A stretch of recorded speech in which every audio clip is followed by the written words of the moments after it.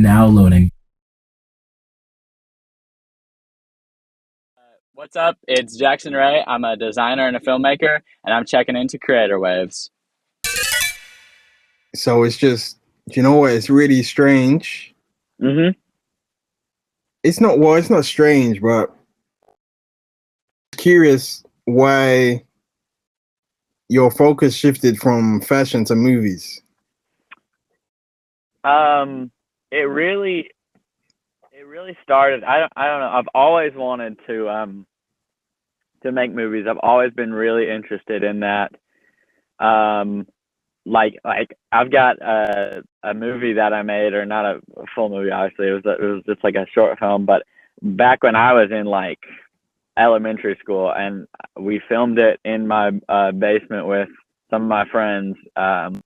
Like I wrote the entire thing and I directed it and all, but at the time I didn't know that I was even doing that. I was just, we were just making a movie, and I don't remember what it was about. It was about like aliens and something, kids, of course. But I made that, and then I've always just been interested in movies. And when I first started the brand, like pretty much parallel with starting the brand, I wanted to do a fashion movie. It was kind of like an art house movie, and I still have the idea. I still have a lot of it written down. It was gonna be kind of like Kanye's Runaway film, but more abstract with like less of a story.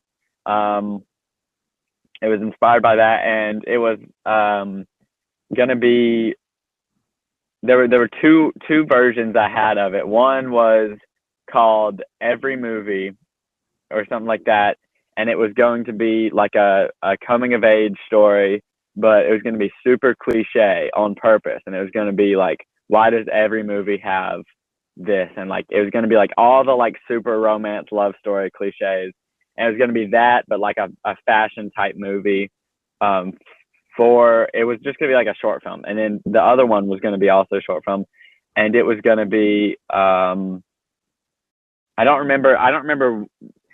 It was going to be pretty much two aspects, but so so my idea for the first movie that I was going to do was a fashion movie, and it was really, I can't remember the photographer's name right now, but it's the photographer and artist who's done all of Pink Floyd's album covers, or like most of them from the 70s and the 80s. Um, that photographer has a painting or a photo that he's done where he has four women that are painted in like each their bodies are painted with the art on it, and I always really like that and it inspired me. I wanted to do a short film where it was just like a sunset and someone riding on a bike through a bunch of with like different stuff painted on them, like I don't know, just different things. And it's really abstract. It was really different. The one I was telling you about, where it was like super cliche, like they sit on the roof. It was going to be like a couple that sits on the roof and watches the sun. They like uh, sit on like a cliff and look over the city skyline. Just things from like or like romantic like teen movies. Just it was going to be just like a remake of all that. And so I had that written down, and that was going to be the first movie I made. But I was literally like planning on doing it. I was thinking, I didn't know how movies were made or really anything. I just knew it was expensive. And so I was thinking, all right, well, once I get big at fashion, um, I'm going to make that movie. That's going to be my first movie I make once I get successful at fashion. And then I remember one time I was talking to one of my friends who does videography, and this was still before I was even interested in making movies. And he said, this would have been 2019. And he said, I was telling him that I was going to make this movie when I got famous. And he goes, well, what if the movie is what makes you famous? And then I was like, oh, that's a good thought. But I still didn't really do anything towards it. And then I just always thought it was so out of reach, because I thought, I mean, movies cost millions of dollars to make. Even like low budget movies are still hundreds of thousands, tens of thousands. Um, so I just thought it was just impossible. And then I did And then I remember I think I talked about it with you last time. I was with my best friend Cameron, who we had a yearbook class together in high school in senior year, and he told me to watch. It was before I had really watched like any like movies. Before I got into movies, I had always just watched rom-coms and stuff, and just, you know, the classic movies everybody's seen, but I hadn't really seen any like good movies. And he was like, and we watched a few movies, and then I started watching some better movies, and then he was like, you should watch one.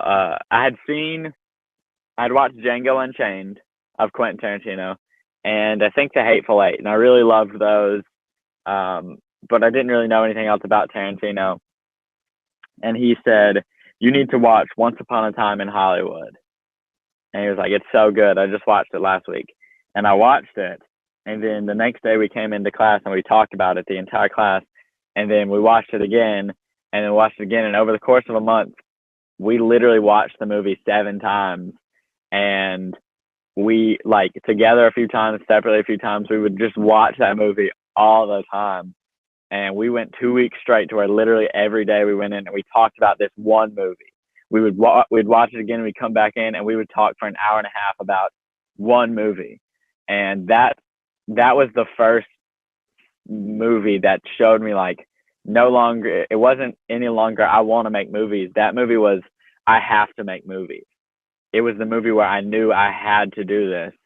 And because I'd never realized that, or I'd never seen anything that was so powerful and so good, to me at least, that people talk about it all day, every day for weeks, and that it just made that big of an impact. So we watched the rest of Tarantino's movies. We went through his whole filmography. Like, let's make a movie. And I think I had the base idea first. And the base idea was based off of a documentary I had seen about in Oregon that were trying to take over their city, and so they tried to kill the attorney general of the town, or of Oregon, and they failed, and they like chickened out at the last second and ran back, and the leader was like mad at him and stuff. And I liked that aspect of the story. The rest of that cult had nothing to do with cowboys, but I liked that aspect of it, of they like failed at trying to kill this guy. And then the other half of it was kind of inspired by Waco, the Waco cult in Texas, that's actually a mini series, and it's one of my favorite shows ever. It's one of the best like made mini series. It was so good. So it was based off of that, and Waco, and Charles Manson and his cult, because we had just watched Once Upon a Time in Hollywood, and that's about. Have you seen Once Upon a Time in Hollywood? It's about two actors, or it's about an actor and a stuntman in 1969. I think, yeah, 1969, and they it's two separate stories. It's about them, and it's about the Manson family and the Manson cult, and how their worlds kind of collide and stuff. But so it was kind of inspired by both those aspects, and we wrote up a first draft of it together. Kind of like I came up with the idea, but he added a lot of story elements. We wrote a first draft, and it was terrible. And we showed it to people, and it sucked. And so then we were like, but we were like, no, it's good. Trust me, it's good. And then we looked back and we were like, it's not good. And so we were planning on writing it and then filming it like right away. We wrote it in probably February. I think it was March probably when we started writing it. And then he plays golf, and he had a golf scholarship to go down to New Orleans. We live in Georgia. He had a golf scholarship, and so he had to really focus on golf for the rest of this year, and so he didn't really have much time to film. So he said, all right, well, what about this? How about we keep writing until June? We have all of April, all of May to just really get this story fully fleshed out. We write on it, we get everything. We were going to just do it on just literally like this right here, holding up an iPhone camera, On your filming it phone. like that. Yeah, we were just Like gonna Steve do it Lacy. like that. Yeah, exactly. With no microphones, no nothing. We were just gonna do it, and then we got to thinking, we were like, if we're gonna really do this, let's do it good. Let's not just make something crappy. So we did that. We drafted up 2 or 3 other short films. We were going to do shorter ones. This one was supposed to be 20 pages. Because we wrote out a prequel to it. We wrote a separate prequel to it, and then we added that in the middle. We added so much stuff, and it really, at this point, the story is more fit for a feature film. And I'm not actively working right now, but we've been working on getting it into a feature script, writing it out full length. But it really just needs to be it needed to be shorter. But we wrote it out. We got it cut down to what we thought was the perfect, and I still believe that the script is the perfect version of it right now as a short script. I think it's as good as it can get for a short script. And we go and we shoot it over the June comes, and we have a good script, and it's finally to where we know it's good, and we show it to other people, and other people think it's good. So we get to June. We have a lot of scenes with just 2 people, 3 people, 4 people, and then we have one scene, and then we have a few night scenes, which we knew would be harder to do because we didn't have the lighting or really the equipment to shoot at night. But the scenes had to take place at night, and then we had one really big scene, which was the opening scene, and it was supposed to be the entire cult, everybody, the entire commune. I try not to use the word, I use the word cult because that's the most accurate for it, but it's not really like a cult, like like creepy people, kind of just like a commune of people just hanging out. So everybody in it isn't bad guys. It's really just the leader who's the bad guy. But everybody's hanging out in the front lawn, and we had people, all our friends were going to do it. We had like 20 people, but it was 20 people plus a long dialogue scene. And we knew that would suck if we got 20 people out here and then had to film this dialogue scene while everybody's standing in the heat. Nobody wants to stand there for hours while we're rehearsing stuff. So we thought, all right, we're going to put that scene at the end of our filming schedule. We're going to film that in July, all the easy stuff before, and slowly get harder so that by the time we get to the biggest, hardest scenes, the night scenes and the ending scene, we'll be better and we'll know what we're doing. Well, we filmed a bunch of scenes in June, and then all of a sudden we got to July, and we had about done. We didn't have the opening scene or the ending. We really only had the middle portion of the movie. And all of a sudden, his mom, Cameron's mom, tells him that they have another vacation planned that he didn't know about it for his leaving, because he was leaving. Now, we had already planned out, we had 2 weeks in July left. Now we only had 1 week in July. Well, now, and then we're like, crap, we're not going to be able to finish these scenes. So then we're like, all right, we're going to just film the big scene. We're going to really pack in this schedule. Well, then one of our main actors couldn't be there on the day we needed to film it. So it was all over the course of one night. We were at his house after we had filmed some earlier that day, and we really called it quits. We said, let's just completely scrap Cowboys. We have what we have filmed. Let's edit it together. Let's show a few people that were involved and say, hey, we failed. This is what happened. And we didn't make it work. And this is our first try. And that's what it is. And that's okay. We decided on that. And then we sat there for about an hour, just kind of hanging out at the pool and stuff. And then we both said to each other, we were like, we can't quit this. Like, we've done too much. We can't just stop this right now. So we decided then, we were like, all right, what are we going to do? We have out of this 20-minute short film, 20 pages, we had filmed about 6 pages. So we only had about 6 minutes worth of this script. And over the course of filming, we would film something and then we would come back the next day and we would say, hey, none of that was usable. Like, we basically have the movie twice now because we had to refilm it like every time because we just didn't know what we were doing. But we learned a lot, and we ended up rewriting it, and over the course of just like 2 days left, we just had 2 days left to film it. We filmed it, and then we were like, all right, we rewrote it, we redid the entire storyline and reorganized it, and we got it fixed, and then that was it. And now we've just been editing it. It's just been taking a long time to get it, but it is supposed to premiere. I still don't have an exact date set. That's why I haven't posted anything, but it's supposed to premiere in mid-May. I'm thinking May 14th, 15th, right around that time. We're going to do a premiere here at Cowboys, at the place we filmed it at. In-person premiere that night, and then that same night, at the same time we're premiering it, we're going to premiere it on YouTube or Vimeo, one of the two. We're going to put it online somewhere for everybody to see.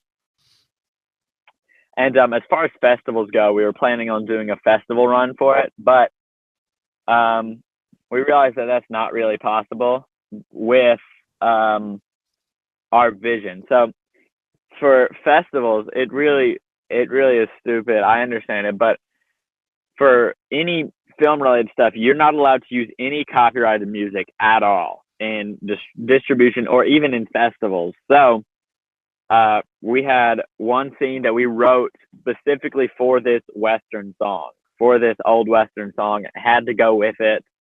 And we filmed the scene for that song. We did that. And I really wanted the atmosphere to be 70s music. I really just wanted it to just fit the atmosphere. And so we added some music in, and we worked on getting some music made for it so we can do it to festivals, and it just wasn't working out. So we said, we're going to scrap the festival cut. We're going to do the director's cut first. We're going to put the music we want in it. We're going to put everything we need in it. And then, a year or two down the road, if it turns out good, then we can redo it with the right music and put it into festivals. But I mean, we'll see. I don't really think that we're going to end up going the festival route anyway, but it means that this is pretty much as close as we could get it, the vision that we had for this movie. And I think it turned out better than I was expecting. I think so far it's turned out great. Really? What's the difference between director's cut and festival cut? So for a festival, number one, you want to have it a certain length. You don't want to have 20 minutes. Well, ours ended up being around 9 or 10 minutes because we weren't able to film the other half of the stuff we needed to. But if we had gotten to do it correctly, the director's cut would have been the 20-minute version, and we probably would have had to cut some stuff down to a 12-14-minute version because that festivals don't want a large 20-minute block to show. They want something shorter so they can fit more in. And specifically, the most important thing is music. We have Bob Dylan songs in it. We have Led Zeppelin songs in it. We have old Western score. We have 2 or 3 things with an old Western score in it. And none of that would have been possible. We could not submit that to a festival because we don't have the rights to use any of that. But what we're doing is we're just premiering the director's cut, which is just our vision with all the music we need.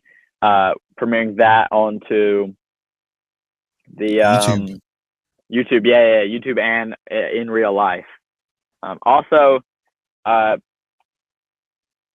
computer's down to 9% already, so we'll go one more question, and then I'll swap to my phone, and then we'll go to the part 2. I guess I know I didn't. Okay. I thought it would last longer, but yeah. So is that the reason why you transitioned from fashion to movies? Because you have so much curiosity for movies?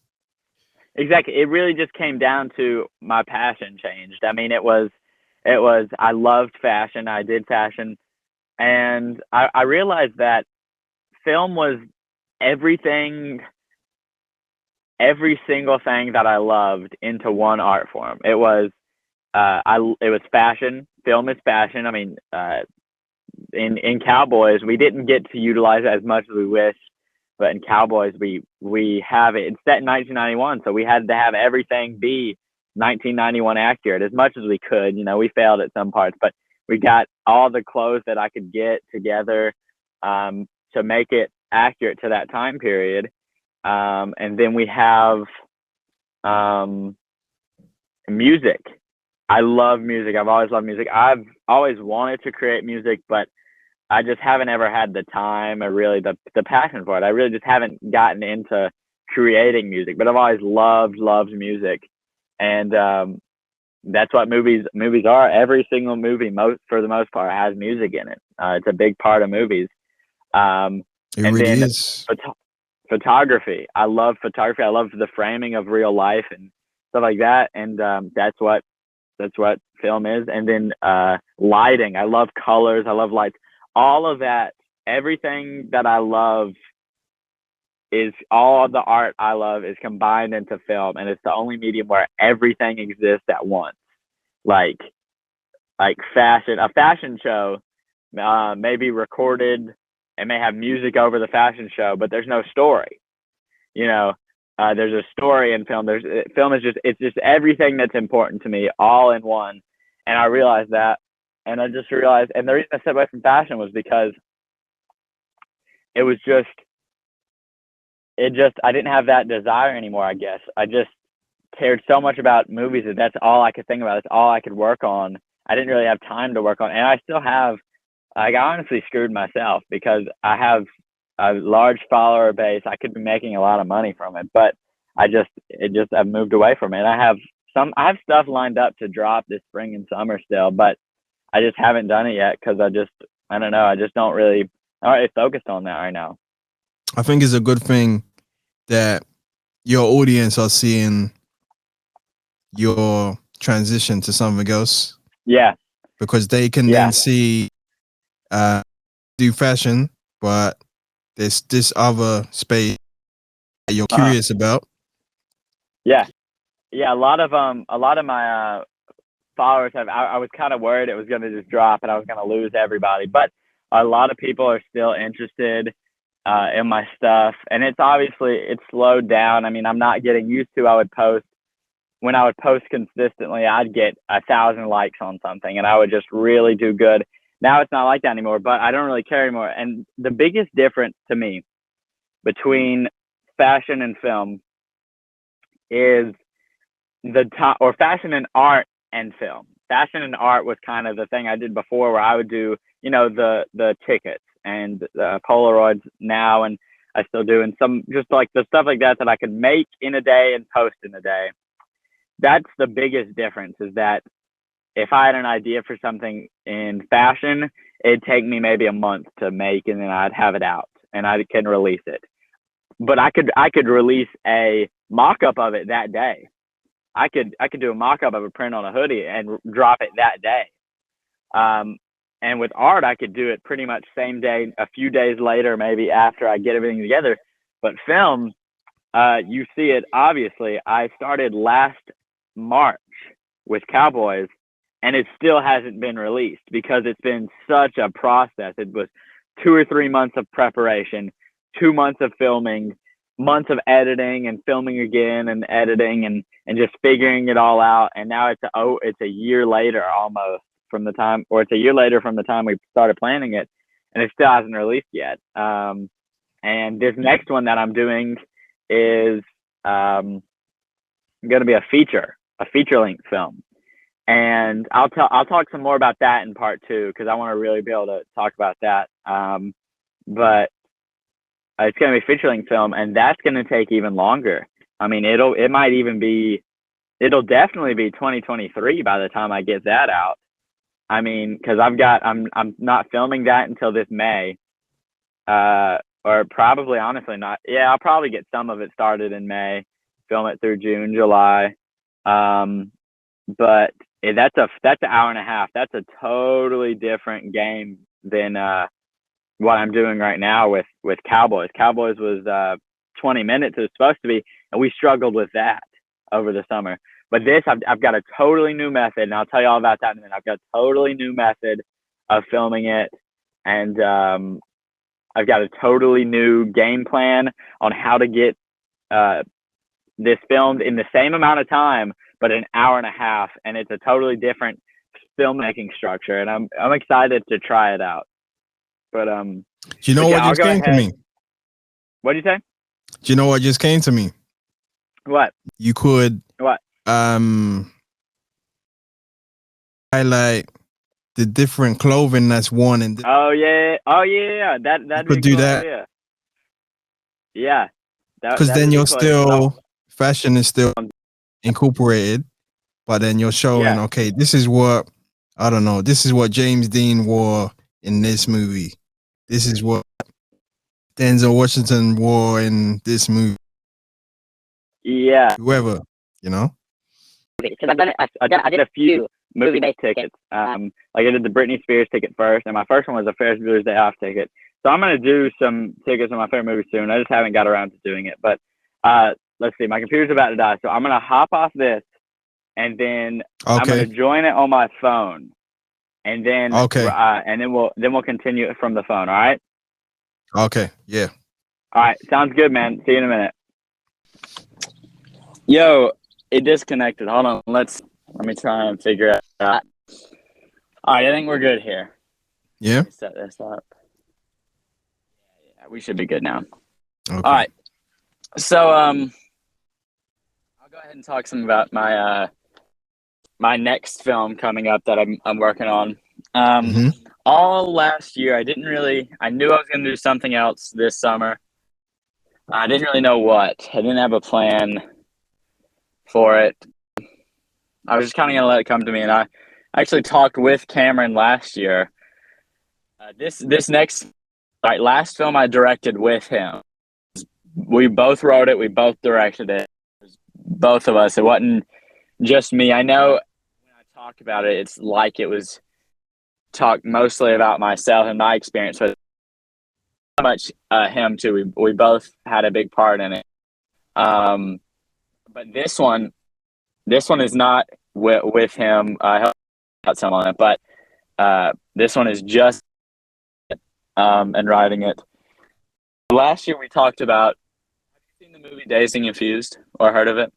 Yeah. You've seen it? Yeah. So it's like you know, just kids hanging out with nothing to do. There's not really any plot, no big story, no big premise, basically. So take that idea, and we decided we actually started writing it last year while we were still working on Cowboys. Well, we would film Cowboys, and then we would go home or go to his house and more stuff from Cowboys or work on another project. And we got to working on this project that we were supposed to do as just a screenplay. We weren't gonna. We were a screenplay and then try to sell it. Here, let me plug this in. We're gonna write it as a screenplay, and then just hope that we could get it made professionally. We weren't gonna. And it was about, the idea of it was I was gonna write a story about my character and his friend group, and they were gonna all be in high school. It's a big high school movie, but with two different characters, and we were gonna write my part and then have one part at the end where they write together where they collide and stuff like that. They just, I don't know. They just like, I don't know. They just meet up. That, and so we both started writing on it, but we didn't because we just got busy. But we decided we were going to make a Dazed and Confused style. And this summer, I really don't remember exactly how it started, but last year I had the idea to make a movie, a short film that I was going to make with They were on their. It's called. I've still posted about it. But because I'm so going to make it. It's called My Last Day on Earth with You, and it's did for it. We didn't end up getting to finish it in time for us. But we're supposed to film on 16mm film. Well, we were supposed to film on 16. A guy from Colorado. So what we did was we filmed on my phone as a test to just get it tested, and then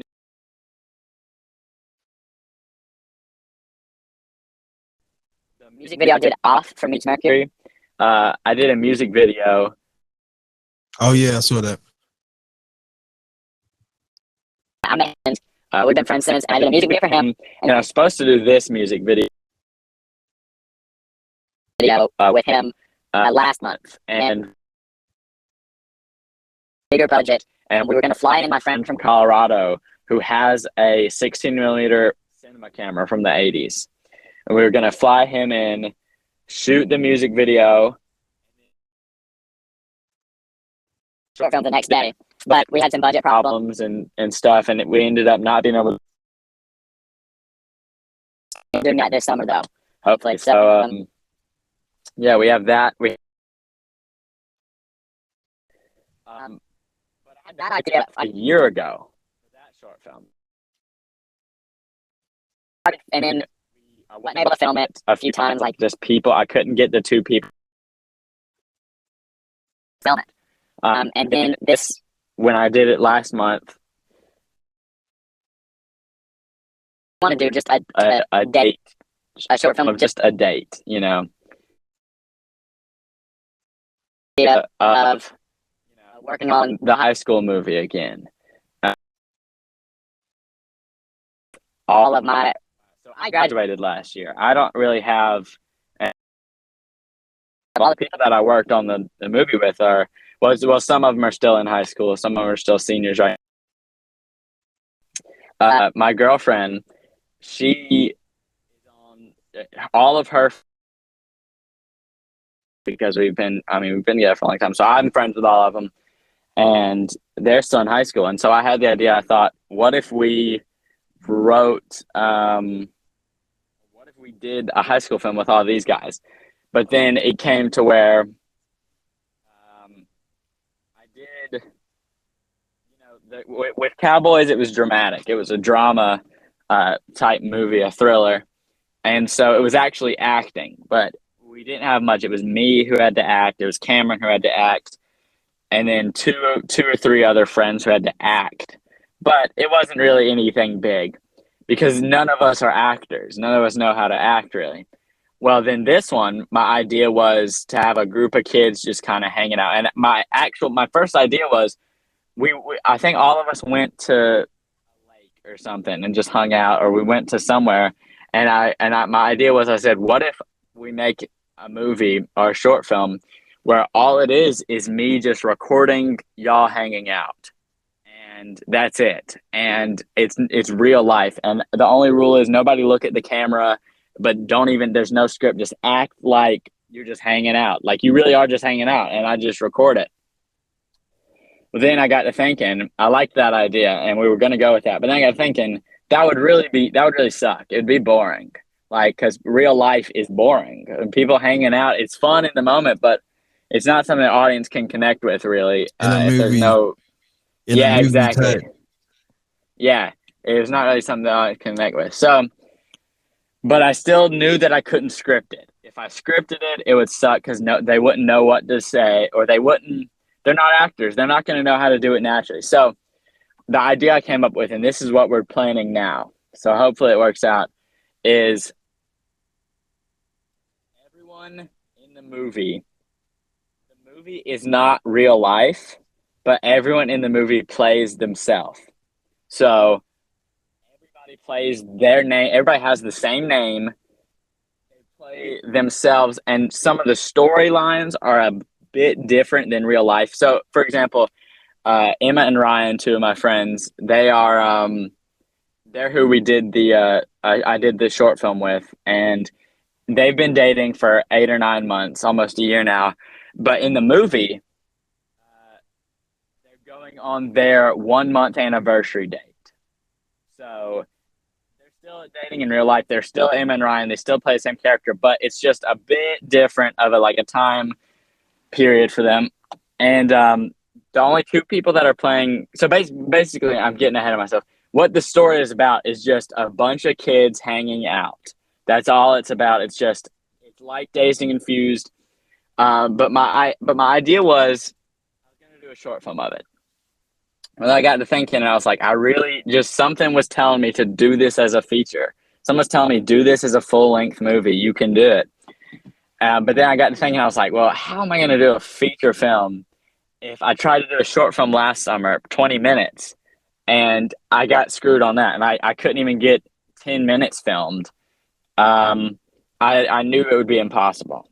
But last year, it was a lot. It was a real movie. It was big. It was camera angles. It was all sorts of stuff, and it was just a big process. I mean, we would spend a whole day. We'd spend 5 hours, and we'd get 30 seconds worth of footage for trying to get this one scene. And you'll see, and it turned out great in the movie, but it took forever to get. And I was like, that's what we can't do. We have to have it simple. So the idea of it is still a camera being held while every scene is pretty much one take, one shot.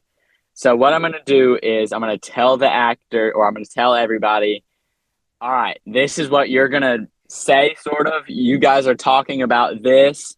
You're going to say this. You're going to say this, and then that's it.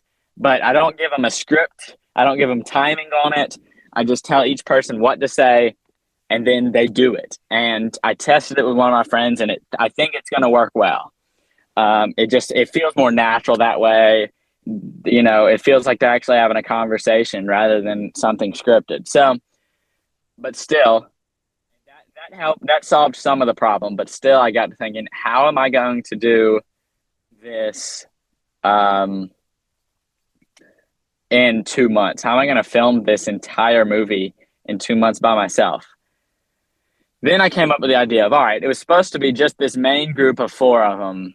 Our original idea was the main group of the 4 and then the date. And that was really it. But then I got to thinking, I was like, all right, what I need to do is I need to make, if I do that, then the movie, I have to get an hour and a half of footage from those 2 things. And that's a lot of scenes. That's a lot of footage. My other problem was, well, these are all people that have a summer, that want a life too. They don't want to spend the entire summer every day filming. I can do that. They don't want to do that. So then I thought, well, all right, I have to do something different. So I decided what I was going to do is I was going to film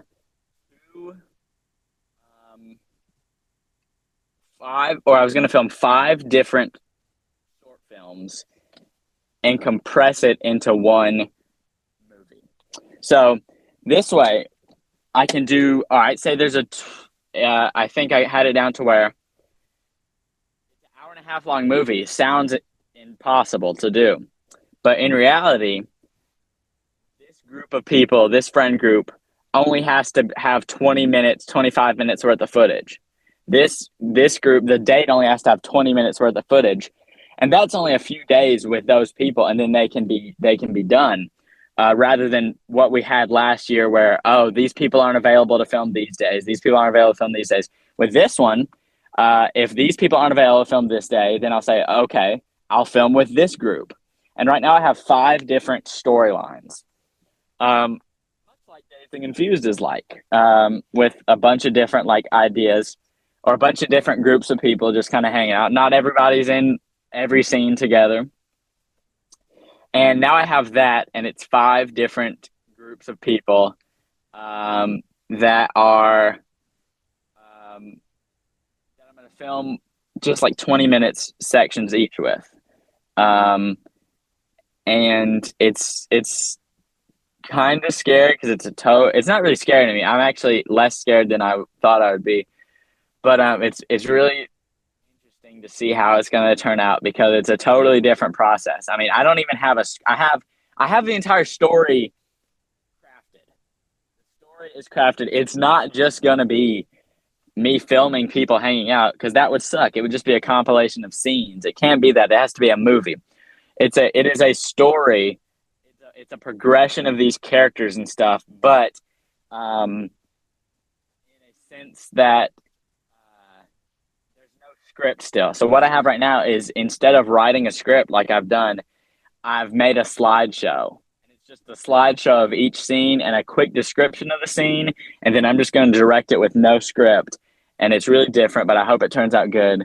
And the only two, all right, so everybody plays themselves. The main group of friends are like staying, like there's nothing even changing about them at all. I told you that the date is going to change to where it's their first month. The only other thing that's changing is me and my friend Dallas are not playing ourselves. Okay. We are playing a version of ourselves with different names, but we are still going to be playing a character. Everyone else will not be. We are going to be playing a character because we want it to be, everybody else in it is kind of like, you know, just middle class, small town guys, and we want it to be guys and girls. We want it to have two characters that are a little bit darker.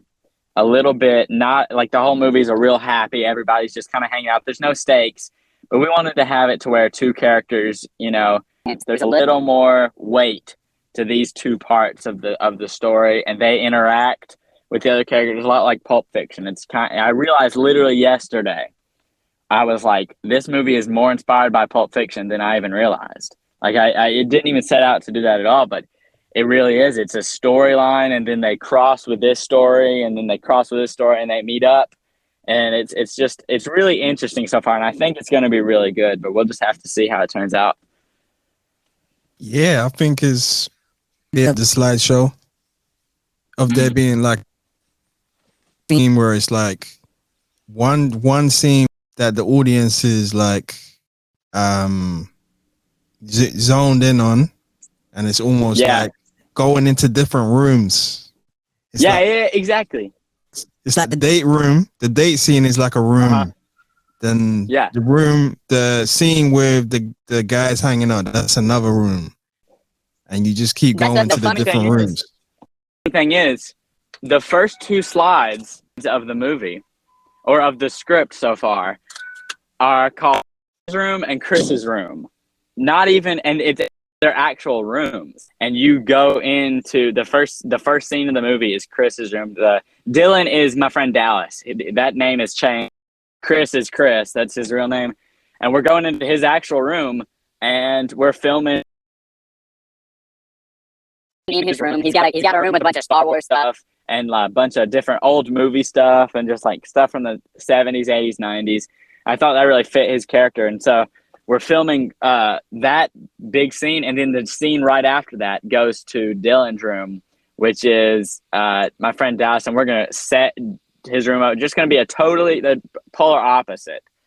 Just going to be a really different thing. But the first two scenes you are physically in each room with these characters. And then the rest of the movie, I get exactly what you're saying. You go into, that's what I was going for. You go into a different, part of the movie, and you're hanging out with these characters now, and now you're just here. And so on the slides, it's a good way of explaining the movie to everybody. And once I get some of the slideshow, I sent you Cowboys, the Cowboys script, the Cowboys. I'll send you this once I get some more of it, because it is really interesting, and it'll be a good way to show all the actors kind of, hey, instead of this is a piece of paper with all of what you're gonna say on it, it's kind of what's demanding or kind of intimidating. Yeah. But with this, you show it and it says, all right, slides 5, 7, and 14. And there's pictures there with them to show like the kind of mood and everything. And it's just the description of what's going on. And it really she's like, all right, this is going to be easy. We're going to go film this. It's not going to be a big deal. So I think that'd be really good. Yeah. um the date scene. There's a date scene, right? Yes. I think it would be like interesting if the two people are on a date, different types of people interrupting a date, but there's a different interaction each time they interrupt. Yeah. That would be interesting. Yeah. Have you seen it's by Richard Linklater, who did Dazed and Confused. Have you heard of the movie or seen it, Before Sunrise? I've heard of it. I just watched it recently, actually. It's basically the entire movie is two people that meet on a train in I think Berlin. It's not Berlin, but it's a they meet on a train. The guy's American and the girl's from Paris, and they meet for the first time, and then they get off, and the entire movie is their conversation throughout the evening and the night. And it's just a long conversation. They just walk through the town, they go places. And the one date that we're going to have, I still haven't really planned out that one date where it's their 1 month anniversary. I don't really know the plot line behind that. But the other one, my character, Cody is the name of my character. He's going to meet somebody. And they do a Before Sunrise type thing where they just meet, and there's going to be like a 20-minute section. It won't be straight. It'll be 20 minutes, but it'll be cut up with other things, but of just my character getting to know this one person and meeting them, and just a real first date, first interaction.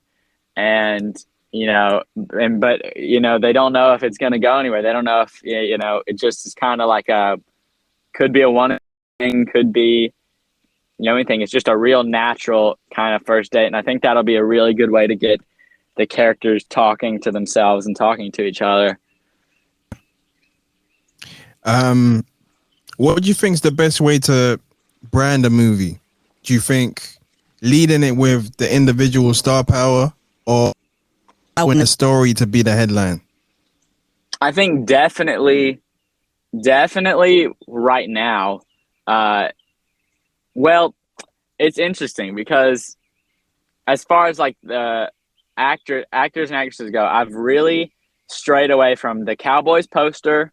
The Cowboys poster does not have any actors on it. It's literally just the picture of Cowboys that I took, because I didn't want it to be, if you put the actors on the screen, or if you put the actors, nobody knows who that. There's two problems. Number one, nobody knows who that is.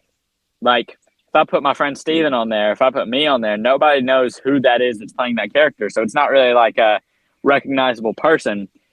But the same problem goes for the other direction. Anybody we know in person, if I put my friend Steven on the poster, they're not looking and saying, oh, that's this character on the poster. They're saying, oh, that's Steven on the poster, and that's Steven in the movie. And that's a problem I didn't want to have. So I really, for Cowboys, I wanted it to be solely the story. But this one is a little bit different. This one is more, now there's still nobody that's famous in the movie. It's just all our friends. So there's not really any actors that are recognizable. But in the same sense, Dazed and Confused is like that. I mean, other than, there's Ben Affleck and then there's Matthew McConaughey. They weren't famous then. They are now. But it's the same kind of thing where you're watching it and you don't know any of these people. You don't recognize them except for in this movie. And all of a sudden you become friends with them. You like all these people.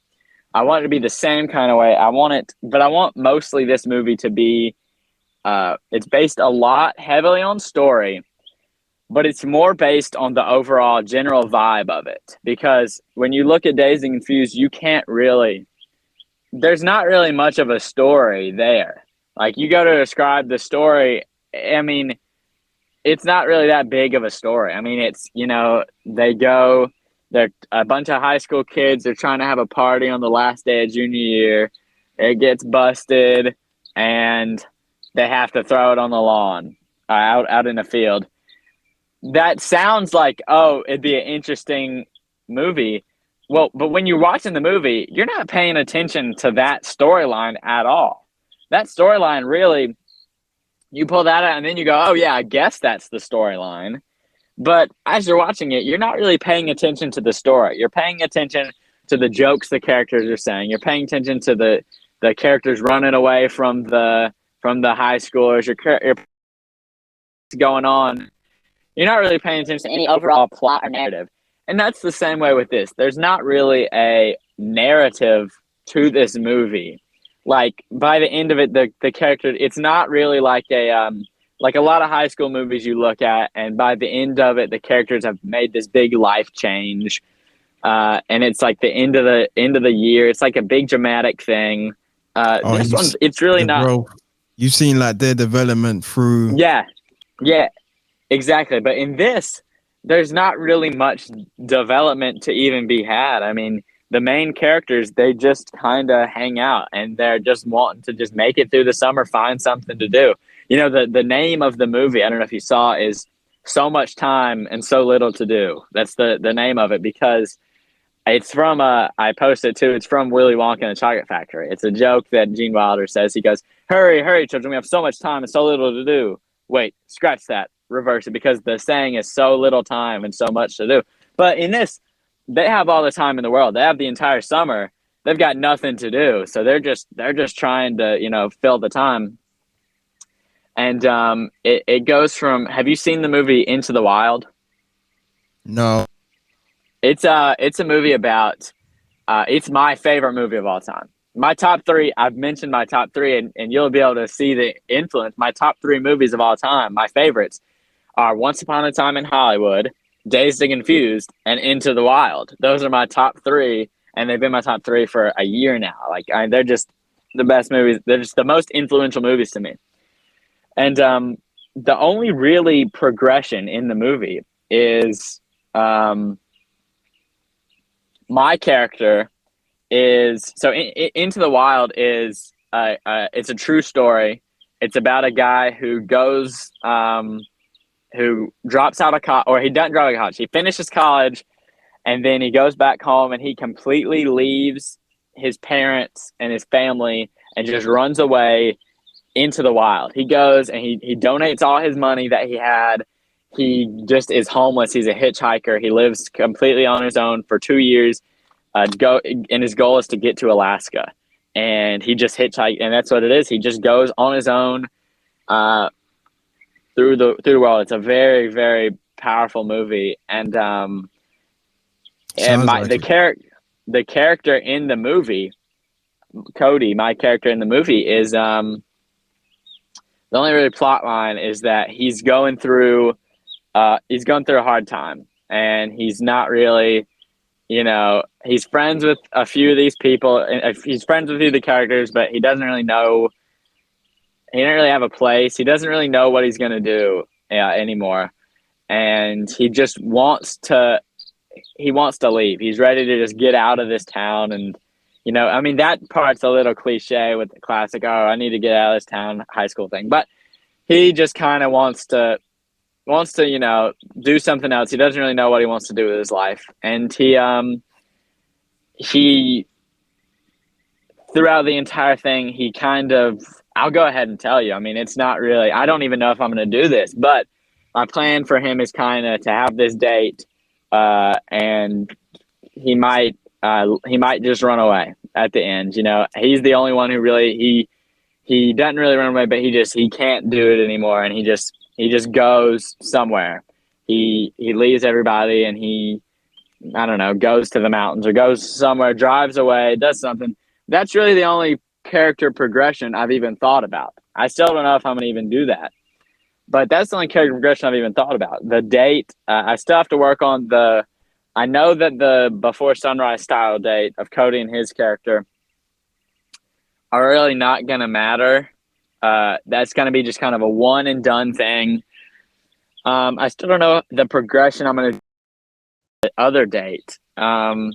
I think that it's going to end in an argument. I think it's going to end up being their date ends up in, you know, they get mad at each other for something, and, you know, it's their 1 month anniversary. Something goes on, and it ends up not going good for them. And it, like, the first half of the date is a great, perfect date, and then the drive home is bad or something like that. I don't know.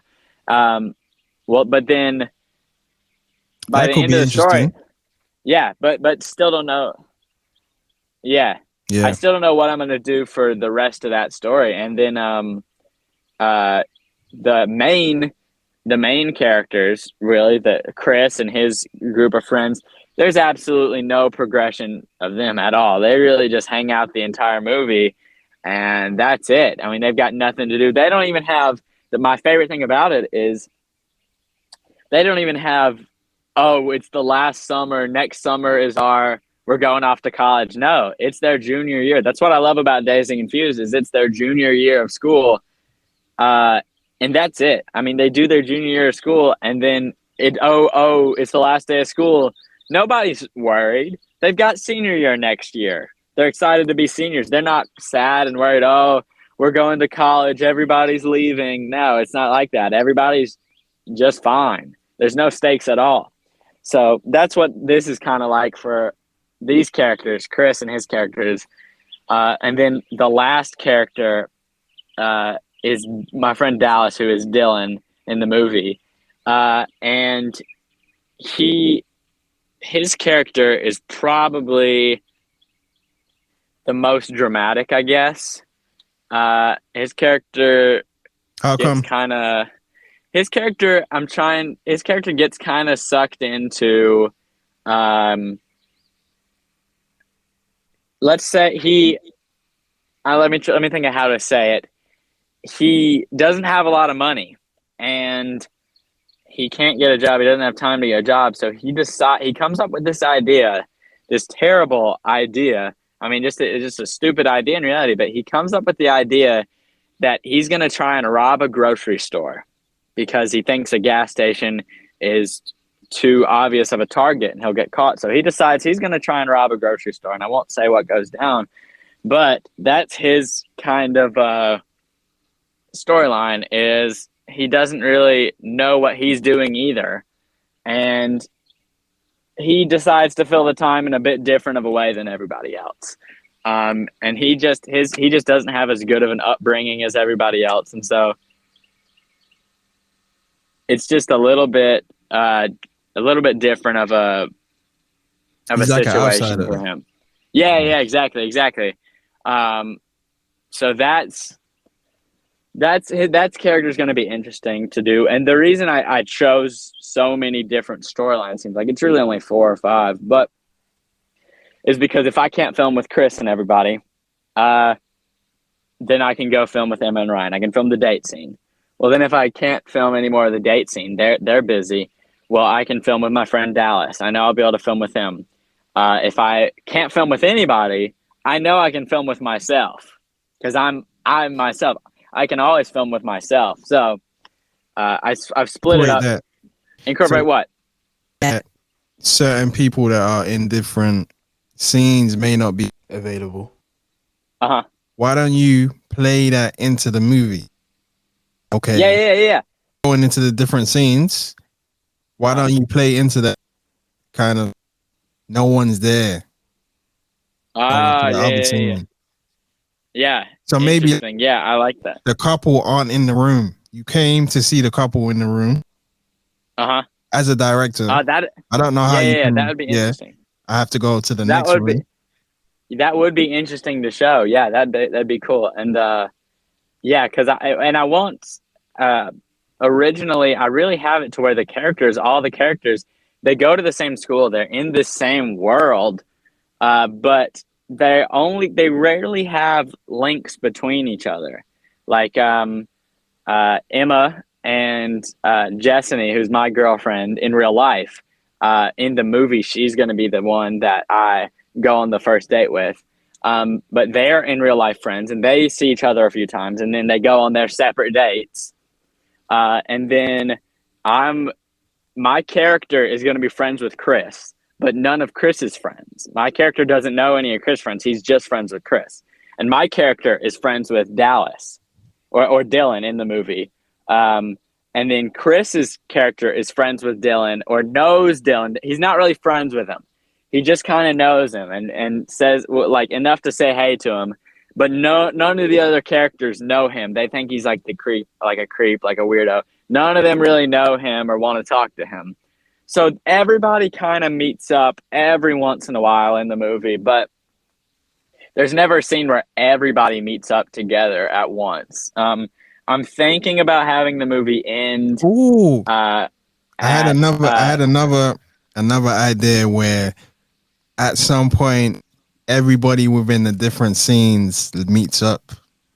Yeah. And that's what I'm thinking about having the movie end with at 4th of July, having everybody meet up at 4th of July, even if they don't really meet up, everybody's at the same place, you know, because we always, every year in real life, we have the square in my town has a big 4th of July thing, and everybody is there. Everybody in the entire town is there.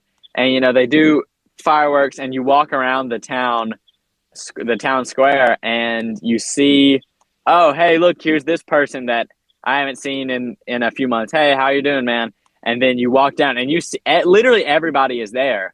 And then you go home and you look on Instagram, and somebody you haven't seen in a year was there, and they were on the other side of the town, but you didn't even see them.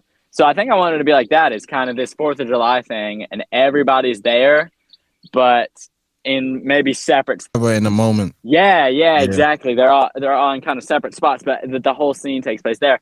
I don't know how hard that's going to be to do. I don't know if I'll be able to end up doing that, because that would be something that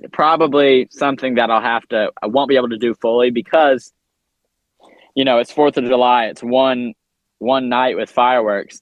I'd really only be able to focus on one group of people in one spot to get the good shots of the fireworks and get the good shots of them. I really couldn't get it of everybody. Yeah. So well, maybe I'll probably you could, end up focus on the one group, then switch back. I'll probably end up having to film it with one group doing fireworks, and then another group doing fireworks at a different place, just another place. But everybody's kind of doing the same thing that night. But yeah, I'm excited to work on it. It's a big undertaking, but I think it's going to turn out good. Movies or documentaries?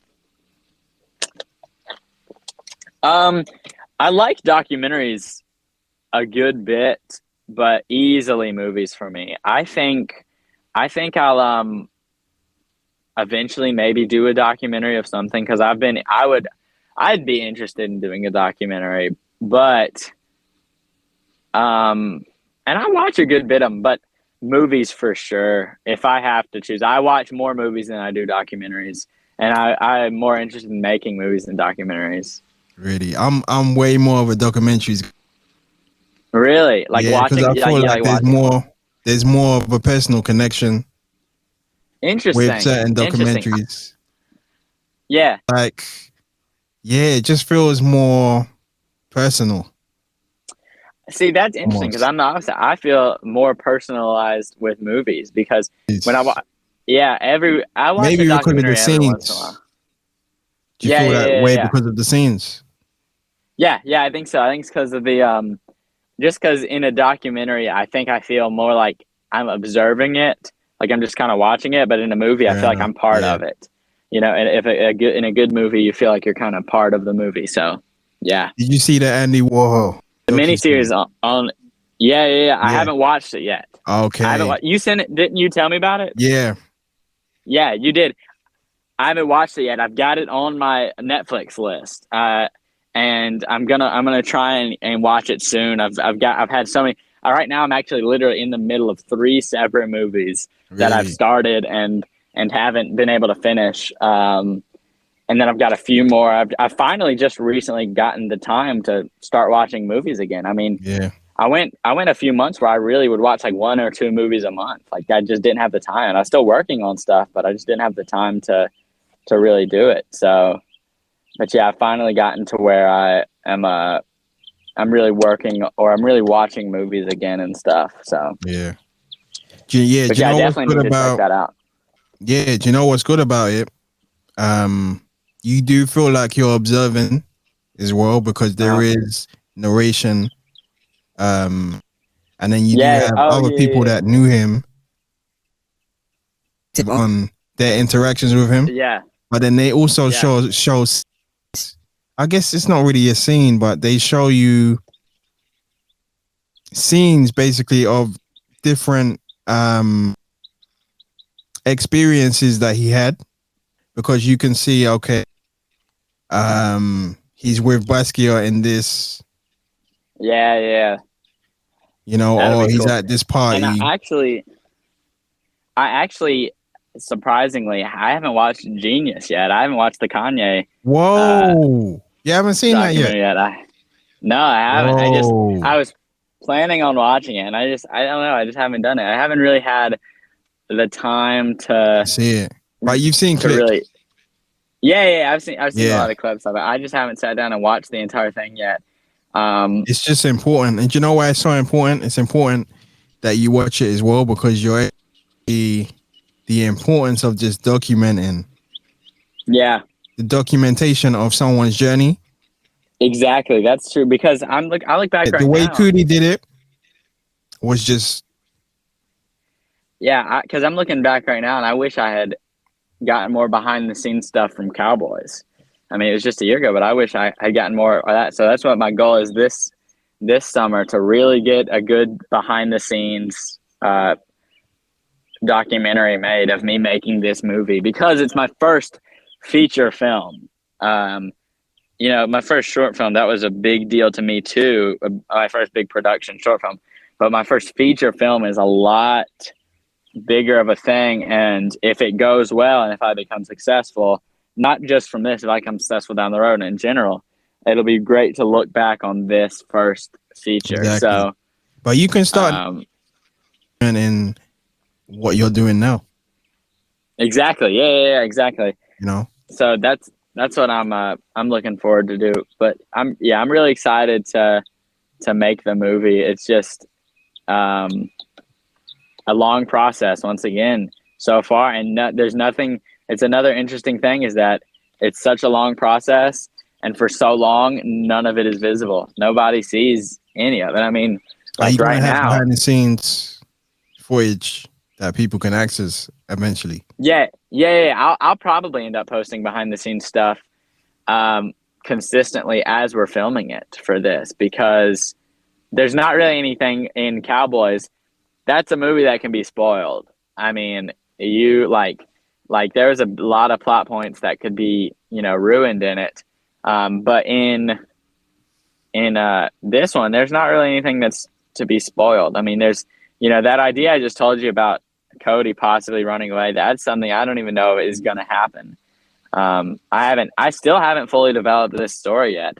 Hopefully I'm still constantly working on it, getting new scenes for it.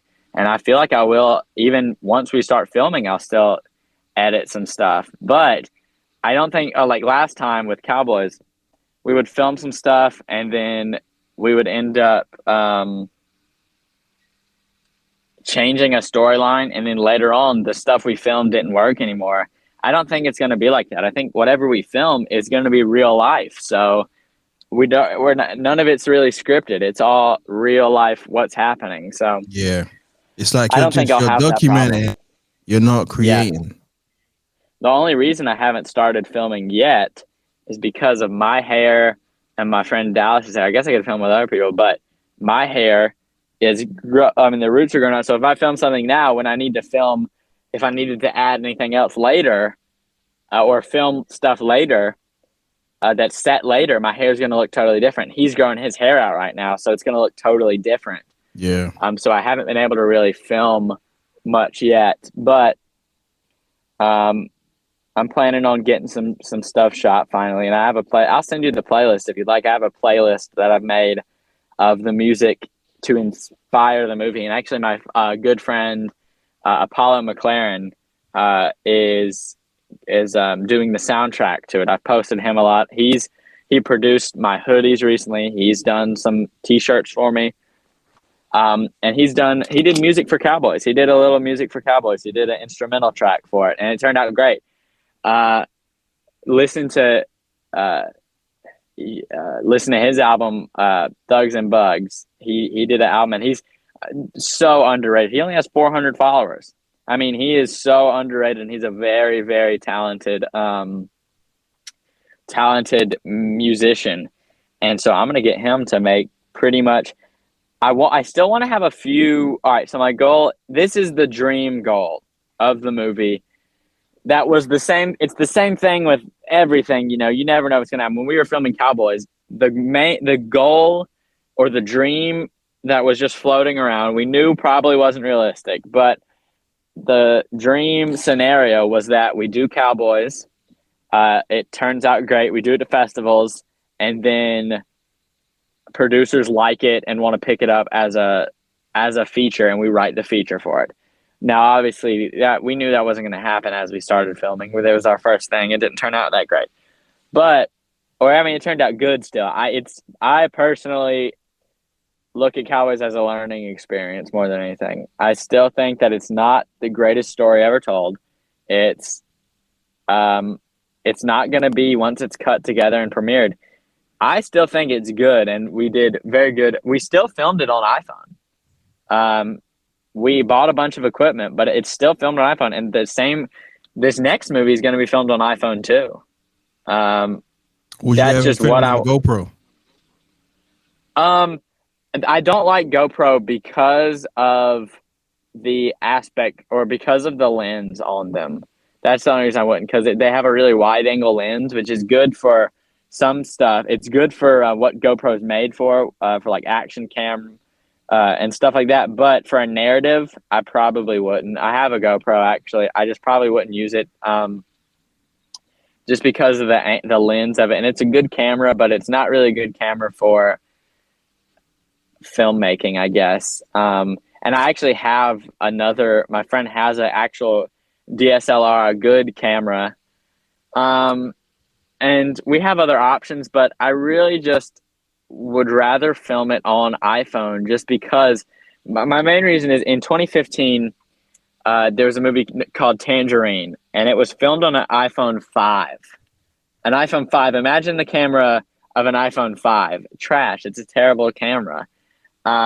It was filmed on an iPhone 5, and it got into Sundance and I think Cannes Film Festival, and it ended up getting sold to Netflix, and it became it's like a big movie now. It looks terrible, but people say the story. I haven't watched it, but people say the story of it's just good enough to where that's what it is, and that's my goal and it hasn't been done since. There's been 2 or 3 movies that are made with iPhones since.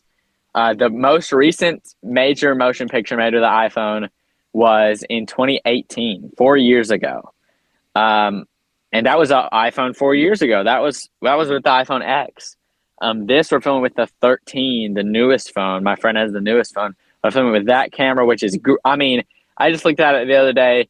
It is astonishing how good that camera is compared to my camera, compared to even actual like DSLR cameras. It's just a great quality camera. So we're going to film with that and with this. We're going to have a few different cameras, our phones we're filming with. But my goal is to make it filmed as much as possible fully with iPhone. Maybe with some night shots, we're going to use a nicer camera to get some better lighting. But yeah, my goal is to film it fully with iPhones. So that's going to be interesting to see too, how it works out. But what I was saying was about the music.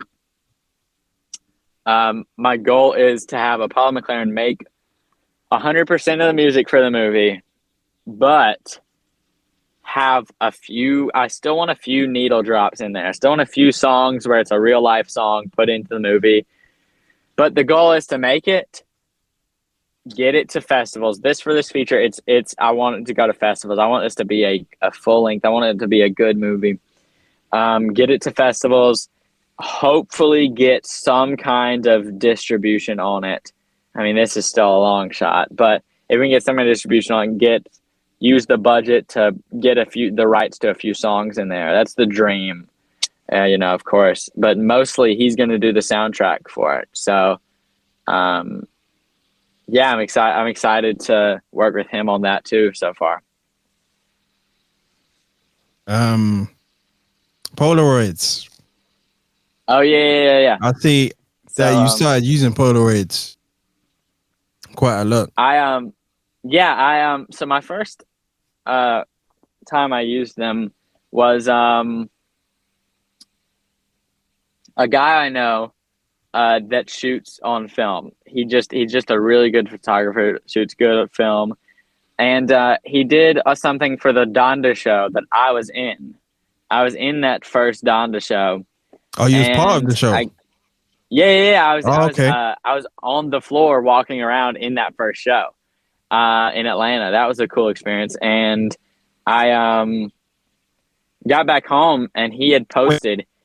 Get onto the show. Yeah, I'll tell you that first. So okay. I did in Atlanta. I live in Georgia, about an hour from Atlanta. Well, I was supposed to go to the concert with my friend Cameron. He didn't end up being able to go, but I was supposed to go with him. And then the day before the concert, a call got sent out, or like a email got sent out to some people. I didn't even get the email. I got the link from somebody else, and it was saying that they needed extras for the show, to be in the show. I'd already bought a ticket and everything, and you had to be in Atlanta that day. And I can't drive to Atlanta. I get too scared driving to Atlanta. So I had to get my dad to drive me to Atlanta that day. Like, it was literally like so spur of the moment. It was literally like all of a sudden, boom. I got up. It said you had to be there at 5, and it was like 2:00 or 3:00. And so I had like no time to get ready. So I got ready. I go there. Spend the entire day there up until like 10, 11 o'clock. And just we heard the album before anybody else had heard the album. We got to hear the entire Donda album a day early. And then we get there the next day. The concert was supposed to be at 9 o'clock. They had us there at 11 o'clock in the morning. And we literally rehearsed. We just hung out, stood there the entire day. There's probably maybe 1,000 of us there. There's probably 700, I think. Tons and tons of us there. We got dressed by Dimna wasn't there of Balenciaga, but he designed our outfits. Wore all black. I still have the outfit. We wore all black. Went out there. That's where I met Meech Mercury, who I did the music video for. But we wore all black, went out there on the stage, and did the concert finally at 10 o'clock. We were there 12 hours.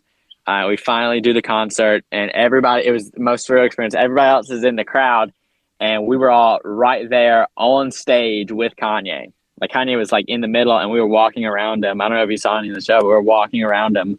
Yeah, I saw it. So that was a super cool experience. But so I get home that day, and a guy I knew had posted pictures of the show, and I was like, "Oh, you were there? You were taking film pictures?" He said, "No, I took these from my TV." He had his TV streaming the show, and he took film pictures of the TV to make it look like he had streamed on the show. And I thought that was or it looked like he had been there. I thought it was a super cool idea. So the Donda 2 event, the next one that came through, or it wasn't even. I don't think it was that one. I didn't do it for Donda 2. I just watched. No, Donda I think 2. He did it for Larry. Not Donda 2 for. The second, the second one I just watched. I didn't even think about doing it. Then the Free Hoover one, I thought, I'm gonna try this, and I did the Polaroids for it, and some of them turned out good, some of them didn't, and I posted that.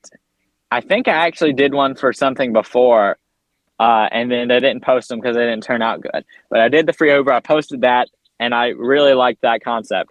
So then I did it with Dawn FM, the Weeknd's album. I like that. And I'm about to tell, and then I did it for Donda 2, the most recent one. And I'm about to tell you something that only people in person know. I haven't even publicly said this yet. And I don't really know if I'm allowed to either. I think I am. They didn't tell me I'm not supposed to. So I posted the Polaroids.